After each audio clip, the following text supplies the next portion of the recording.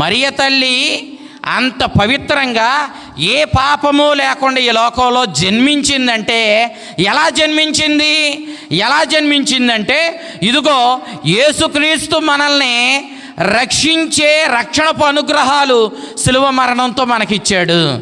ఈ అనుగ్రహాలని దేవుడు ఏం చేశాడు? ముందే ఎవరికిచ్చాడు? మరియ తల్లికి ఇచ్చాడు. ఇంకా నిజానికి అప్పుడు యేసుక్రీస్తు మరణించలా, ఇంకా ఆయన మానవుడిగా ఈ లోకంలో జన్మించలా. కానీ దేవునికి అసాధ్యమైంది ఏమీ లేదు. ఆయన ఏం చేశాడు? ఈ రక్షణపు అనుగ్రహాలని యేసుక్రీస్తు నుండి తీసుకొని వచ్చి మరియ తల్లికి అందించాడు. అందుకే మరియ తల్లి ఏ పాప కళంకము లేకుండా దేవుని రక్షణపు అనుగ్రహాలతో, యేసుక్రీస్తు శిలువ మరణం ద్వారా వచ్చిన రక్షణపు అనుగ్రహాలతో మరియ తల్లి ఈ లోకంలో జన్మించింది.